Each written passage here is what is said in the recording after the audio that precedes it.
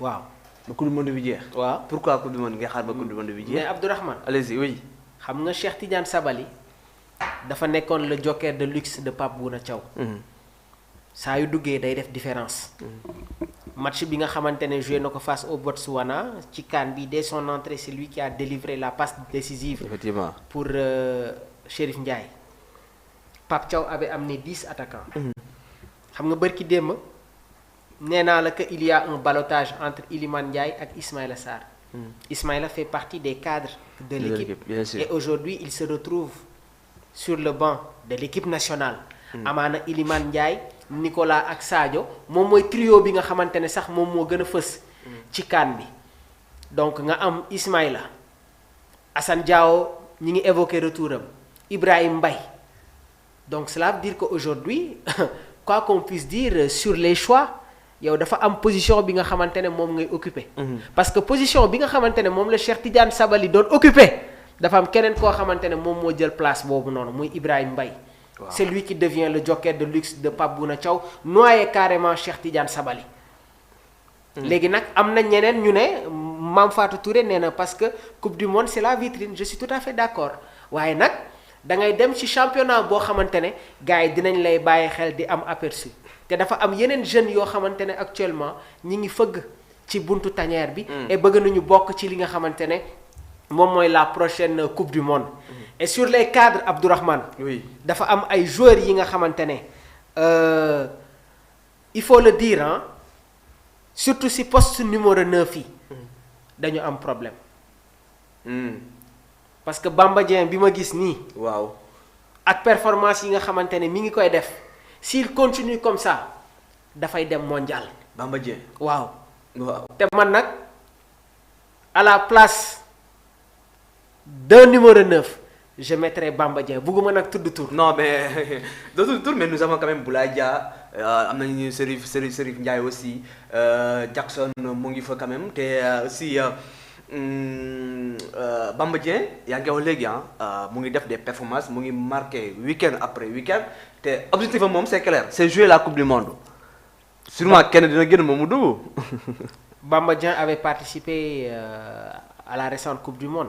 Oui, bien sûr. Il a été champion d'Afrique avec le Sénégal. C'est quelqu'un qui connaît la tanière. Bamba Dieng amaana blessure yi ak manque de rythme bi. moom moo tax sax gisatuñ ko woon ci tanière bi. style de jeu am dafa xaw a rare tuuti ci numéro 9 yi parce que c'est quelqu'un qui peut jouer en profondeur. Ouais. C'est quelqu'un boo xamante ne en équipe nationale du Sénégal gis nañ ko mu jouer sur les côtés comme excentré. Donc sa polyvalence peut être une valeur ajoutée. Bien sûr. Pour Pape Bouna Thiaw. Abdourahmane ci CAN bi nee naa la Pape Thiaw dafa am ay certitudes Pape Thiaw a eu à tester quasiment tous ses joueurs. Et nee naa la cette Coupe d'Afrique des Nations va déterminer la continuité, la suite wala le retrait de quelques joueurs. Sur les postes d'avant-centre wax nañu Nicolas Jackson gis nañu Chérif Ndiaye gis nañu Habib Diallo. gis nañu Boulaye Dia. Habib n'est pas trop performant ces temps-ci il faut le dire.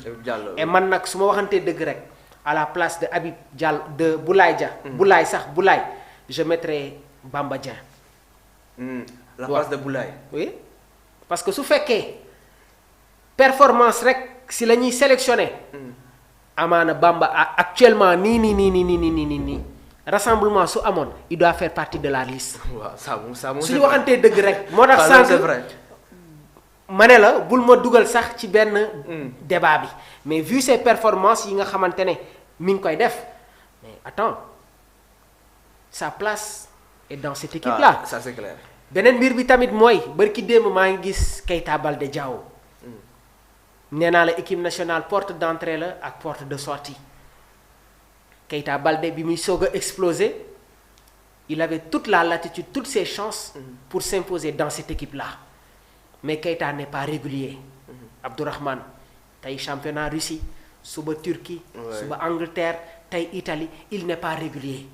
équipe nationale nag buntu yi tëjuwul mais poste yi nga xamante ne Keita Baldé moom lay football dafa am ay boy yoo xamante ne ñoom ñoo ko ci gën a nekk. actuellement. ah waaw. parce que am nga Ismaïla Sarr tu as Iliman Ndiaye am nga Sadio Mané am nga Ibrahima Mbaye Cheikh Tidiane Sabali mii nii mais il est plus performant actuellement que Diao Baldé Keita est-ce que di nga génne kooku di dugal Diao c'est que par moment il faut que tamit ñuy waxante il faut qu'on se dise un peu la vérité on se parle droit dans les yeux c'est ça la réalité. Aujourd'hui les places Abdourahmane sont très chères dans cette équipe là amaana sax man bëgguma di dugg ci yenn analyse yi mais quand même am na yenn sujet yoo xamante ne man jàpp naa ne sax daf ñu xaw a tardel tuuti et aujourd'hui je pense que Pape a des certitudes Pape a des certitudes am na lu leer nañ tey ji am na ay yenn joueurs sans pour autant oublier Assane Diao mais tous ces joueurs là s'ils sont dans la tanière gars yi est-ce que Keita a sa place fàttewuma Ousmane Sow c'est des joueurs yi nga xamante ne mais ils performent moo tax sénégalais yi ñu leen di tudd beneen mbir bi tamit mooy fa la ñuy terminer xam naa waaw fa la ñu jeexalee gars yi Bouna Sarr signé waat na FC Metz waaw ñëwaat na dans la compétition gis naa mu def ay réactions concernant son état physique dinañ ko topp dinañ xool évolution qu'est-ce qu'il va donner mais Bouna ndaanaan la mais jamono ji nag numériquement la doublure de Crépin Diatta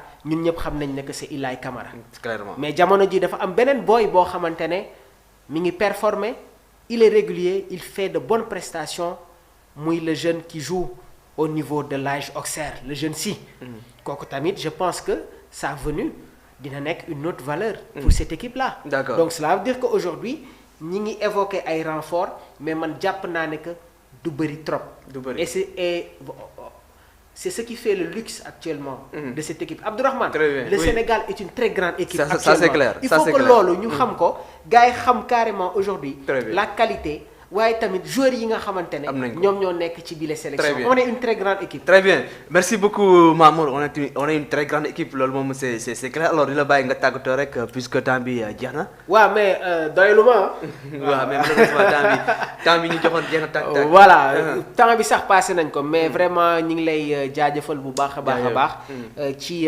présentation wu émission bi di jaajëfal tamit les fidèles internautes de Sport Life 221 donc demain Inch'Allah rek on se retrouve à partir de 13h30 Abdourahmane Alassane Ndao dañuy woy di wax ci moom situation bi mi ngi gën di perdurer bi ñu ko jàppee yàgg na suñu autorités yi nañ ko gën a bàyyi xel donc Ndao bi nga xamante ne mi ngi au niveau du championnat turc donc concernant la diplomatie ñun egguñu foofu donc c'est un message boo xamante ne dañ koy lancer suñu autorités yi waaye tamit di massawu bu baax waa Gueule Tapée team Goana bi samedi incha allah dinañu dalal Thierno ak Mayabe waxtaanee actualité waaye tamit dinañu waxtaanee tuuti sur le dossier Alassane Ndao dans l'agenda du week-end Inch'Allah le samedi donc lañ ko xaar bu baax a baax di remercier Mamour ak Djibril Niang mi nga xam ne aussi doon na ànd ak ñun ci waxtaan bi di remercier bu baax a baax Omar mi nga xam ne nii émission bi moom moo koy réaliser donc Omar ñu ngi lay jaajëfal bu baax a baax di remercier aussi